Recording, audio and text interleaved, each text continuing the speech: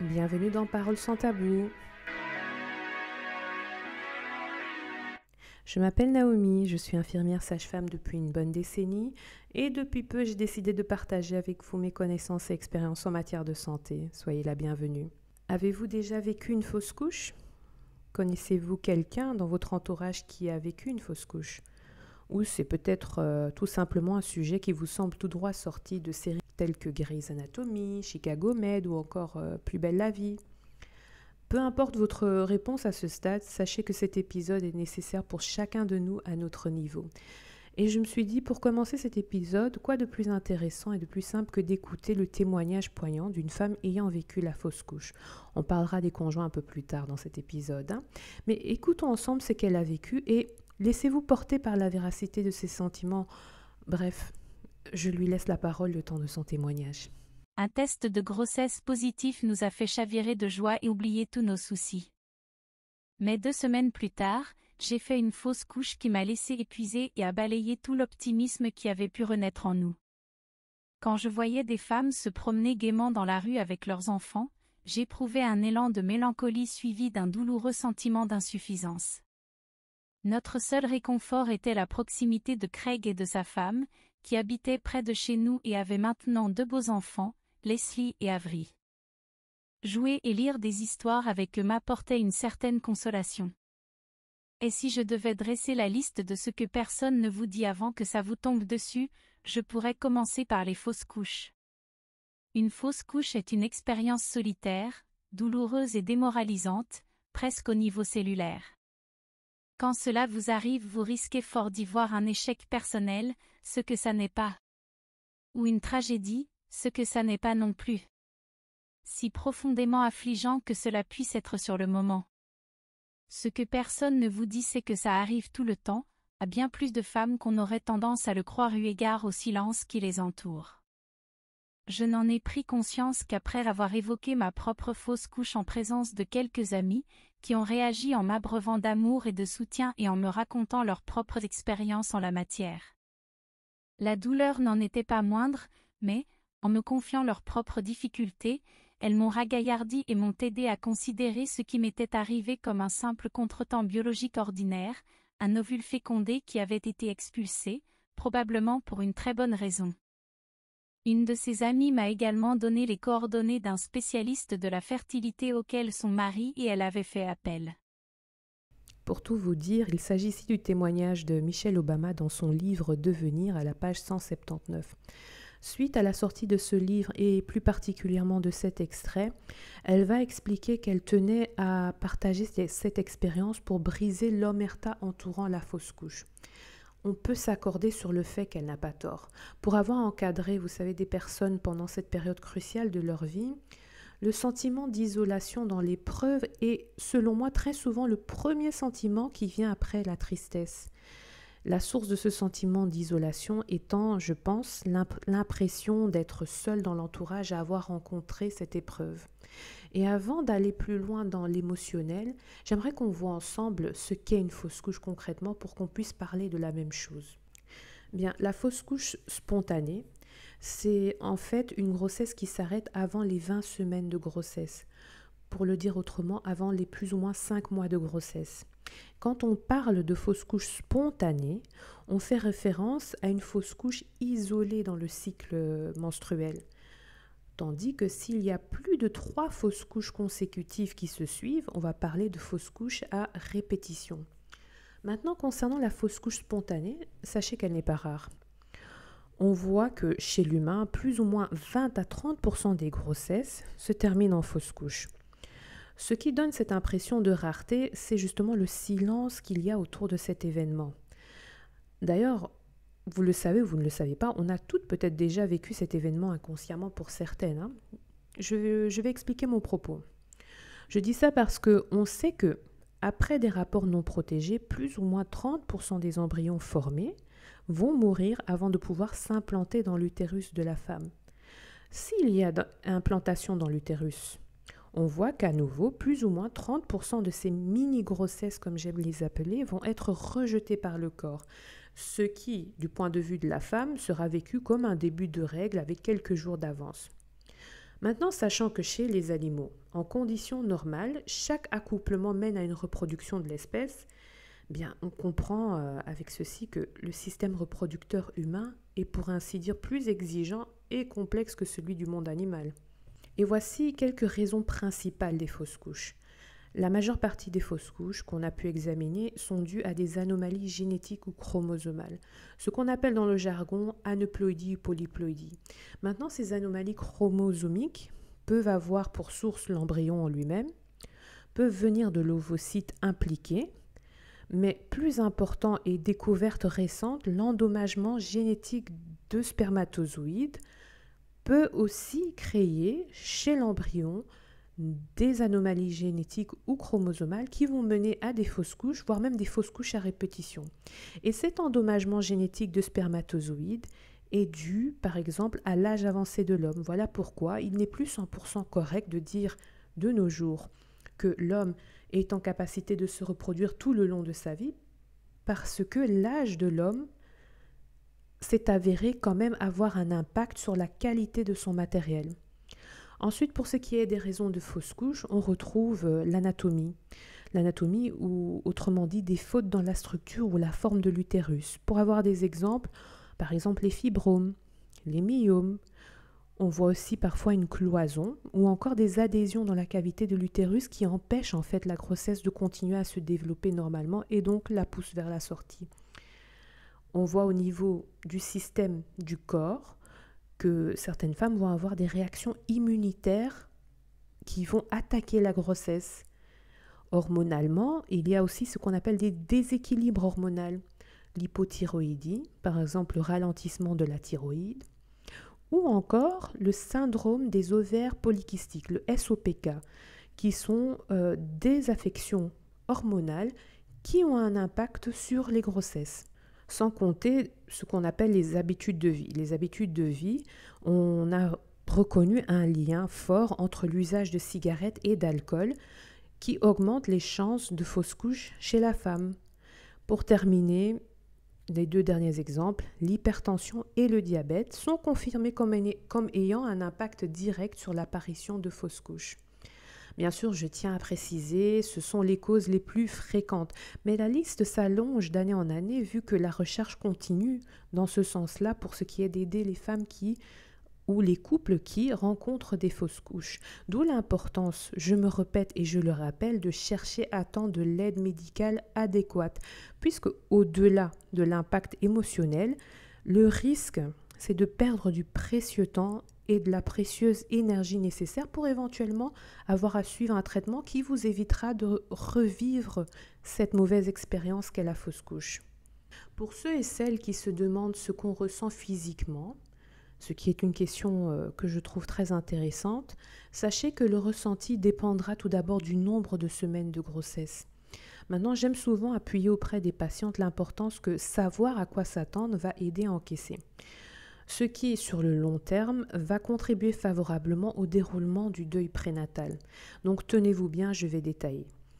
On parle donc d'une douleur de règles jusqu'à l'équivalent d'un début d'accouchement avec les douleurs au dos, au bas-ventre et les contractions, puisque ça dépend fortement du nombre de semaines de grossesse.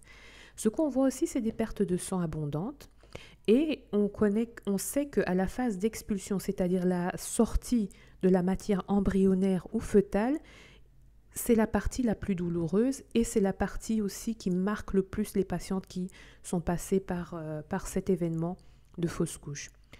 Ce que je viens de décrire, c'est quand le corps expulse spontanément. D'un point de vue médical, c'est une bonne chose. Donc après une expulsion spontanée où le corps fait tout, entièrement maîtrisé donc par le corps, et qui est confirmé par des contrôles qu'on fait, généralement échographie, prise de sang pour voir le taux d'hormones de grossesse si c'est négatif. Sachez que la femme peut retomber enceinte sans pour autant avoir à attendre ou à sauter un cycle s'il n'y a pas de contre-indication médicale. Pourquoi ? Parce que le corps fait tout et donc le corps reprend le cycle menstruel comme il le faisait avant.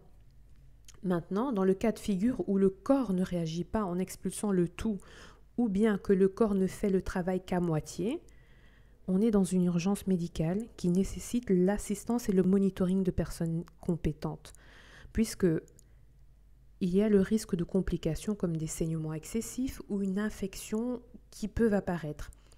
Maintenant, l'intervention médicale ou le soutien médical va commencer, si possible, par des méthodes moins invasives, après les contrôles médicaux adéquats, échographie, prise de sang, je le répète. Et les méthodes moins invasives vont éventuellement être la prise de comprimés oraux ou vaginales. Si ça n'aide pas, on passe à une opération sous anesthésie qui est nommée curetage. J'appuie encore une fois, on est dans l'urgence médicale. Je dis ça parce que ce sont des décisions qui vont être prises rapidement et souvent bien plus rapidement qu'il ne faut de temps aux personnes concernées d'encaisser le choc émotionnel. Oui, je parle bien de choc émotionnel.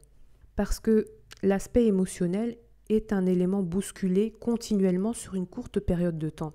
Si on fait ensemble le trajet émotionnel du deuil prénatal, on commence avec le pic, l'euphorie de la bonne nouvelle, entre guillemets, du test positif. Bonne nouvelle, ou du moins le pic de sentiment que va éveiller le test de grossesse positive. Et puis, plutôt rapidement, il y a la claque de la mauvaise nouvelle. Tout un futur imaginé balayé par une perte de sang, une échographie négative. Négative, en gros, on ne voit peut-être pas le battement du cœur, ou une prise de sang qui confirme la mise en route de la fausse couche avec la baisse de l'hormone de grossesse ou la non-progression de cette hormone de grossesse. Et la question qu'on peut se poser en tant qu'entourage, c'est de savoir quel est notre rôle dans tout cela.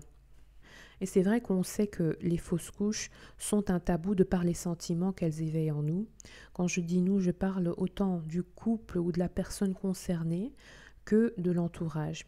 Pour ce qui est du couple et de la personne concernée, sachez que j'entends souvent de la honte dans leurs sentiments exprimés, de l'anxiété, le secret, le côté isolation, et tout ça va se mélanger un peu et former une sorte d'autocensure envers leur entourage.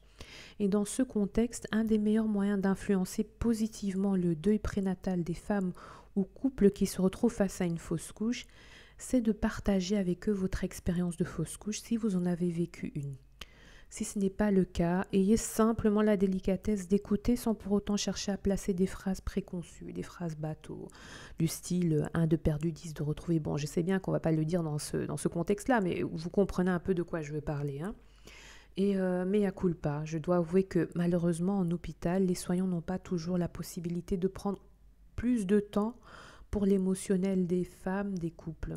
Donc vous qui m'écoutez, vous pouvez contribuer à ce qu'ils aient au moins un souvenir positif de cette période chamboulée de leur vie, sans pour autant oublier les conjoints, s'il s'agit d'un couple. Parce que j'ai souvent vu les conjoints se positionner en tant que soutien de leur compagne qui, elle, vit physiquement la fausse couche, ce que, je dis en passant, montre une maturité émotionnelle du conjoint extra.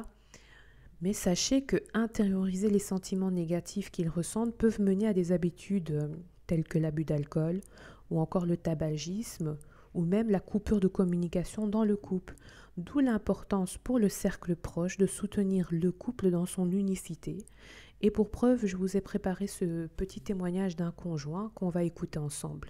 Priscilla et moi avons une heureuse nouvelle à vous annoncer. Nous allons avoir une fille. Ce sera un nouveau chapitre dans nos vies. Nous avons déjà l'honneur et la chance d'avoir l'opportunité de toucher autant de gens, de vies, tout autour du monde. À présent, nous allons concentrer nos efforts pour rendre ce monde meilleur pour notre enfant et la prochaine génération.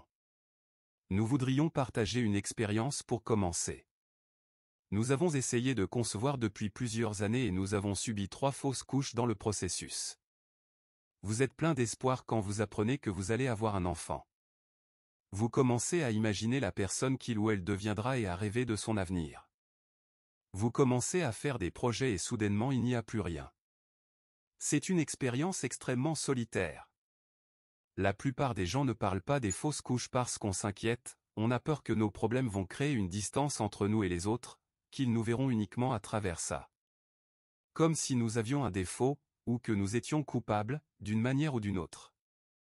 Alors, vous galérez dans cette épreuve en solitaire. Dans le monde d'aujourd'hui, ouvert et connecté, parler de ces problèmes ne crée pas de la distance, ça nous rapproche. Ça crée de la compréhension, de la compassion et de la tolérance. Ça nous donne de l'espoir. Quand nous avons commencé à en parler à nos amis, Nous avons réalisé que les fausses couches étaient une épreuve fréquente et que de nombreuses personnes de notre entourage avaient traversé les mêmes épreuves, pour finir par avoir des enfants en très bonne santé par la suite. Nous espérons que le fait de partager notre expérience donnera ce même espoir à d'autres gens et que de plus en plus de gens se sentiront à l'aise pour partager leurs propres histoires. Bien, il s'agit ici du témoignage de Mark Zuckerberg posté lors de l'annonce de la première grossesse viable du couple. J'ai bien apprécié le fait qu'on ait entendu le schéma d'ascenseur émotionnel cité plus tôt dans cet épisode. Et au final, ce témoignage nous rappelle que le soutien passe par le biais de quelque chose de très simple et à la portée de tout le monde, l'acte de parler. Attention, je n'ai pas dit commérer, mais parler. Donc une action motivée par un sentiment positif avec pour objectif d'éveiller du positif. Ce témoignage nous rappelle aussi que la fausse couche se passe dans le corps de la femme, mais elle n'est pas la seule à porter le poids car c'est un événement vécu par le couple mais de manière différente. Peut-on éviter une prochaine fausse couche ? Oui, quand on sait le pourquoi. Et si on ne trouve pas de raison apparente, sachez qu'on cherchera tout de même à améliorer en temps réel les conditions d'évolution de la grossesse avec des traitements et examens préventifs si possible. À vous qui êtes peut-être en train de vivre cette situation pénible qu'est la fausse couche, n'ayez pas honte, peur ou de gêne à chercher du soutien psychologique pour vous deux. Vous savez, soigner votre mental maintenant vous aidera à profiter un maximum de votre avenir. Et pour ceux qui ont le souhait de procréer, vous profiterez d'autant plus de votre parentalité à venir. Mettons ensemble un terme à la stigmatisation qui entoure le sujet malheureux qu'est la fausse couche en partageant cette vidéo autour de vous. N'oubliez pas de liker, ça fait toujours plaisir. Si vous avez des idées ou des suggestions de santé tabous à aborder, sachez que je suis ouverte à vos propositions, remarques dans la section commentaires des vidéos. Abonnez-vous et activez la cloche pour être à jour lors de la sortie du prochain épisode. Je vous laisse avec cette citation. Le souvenir, c'est la présence invisible. Tu n'es plus là où tu étais, mais tu es partout là où je suis.